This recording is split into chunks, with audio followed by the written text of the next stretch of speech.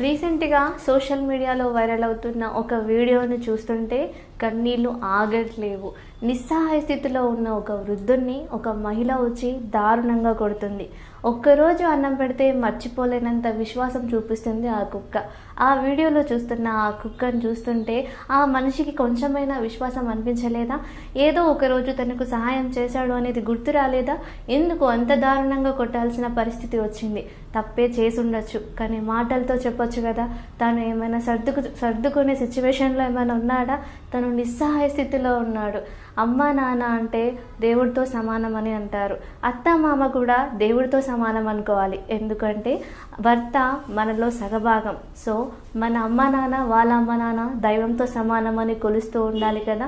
వాళ్ళు తప్పు చేసినా ఎన్నో మాటలన్నా మనం భరించాలి. ఎందుకంటే ఎంతో కష్టపడితే మనం ఈ స్టేజ్కి రాము. మనం ఈరోజు ఇలా సంపాదిస్తున్నామన్నా, మనం ఈరోజు నివసిస్తున్నామన్నా, ఈరోజు జీవిస్తున్నామన్నా మన ప్రతి శ్వాస వాళ్ళు పెట్టిన భిక్ష అనేది ఎందుకు గుర్తు రావట్లేదు? స్థితిలో ఉన్న వృద్ధుడిని చేయితోనే కాకుండా చెప్పుతో కొట్టింది. తను రేపు ఒక అత్త అవుతుందనే ఆలోచన ఆమెకు రాలేదా? అలాంటి ఆలోచన వస్తే ఆమె అలాగా కొట్టేదా? ఎవరైనా సరే ఈరోజు మనం ఇలా ఉన్నామంటే రేపటి రోజున వాళ్ళ స్టేజ్కి మనం వెళ్తాము అనే ఆలోచించాలి. మనకంటే తక్కువ వాళ్ళని, మనకంటే నిస్సహాయ స్థితిలో ఉన్న వాళ్ళని ఎప్పుడు దారుణంగా దండించకూడదు. తిట్టడం వరకు ఓకే, కానీ చెప్పుతో చేసుకోవడం చాలా అమానుష్యంగా ఉంది. నిస్సహాయ స్థితిలో ఉన్న మామని అతి దారుణంగా కొట్టినటువంటి ఆ కోడలిపై కఠిన చర్యలు తీసుకోవాలని నెటిజన్లతో పాటు అందరి టీవీ కూడా అధికారులను కోరుకుంటుంది.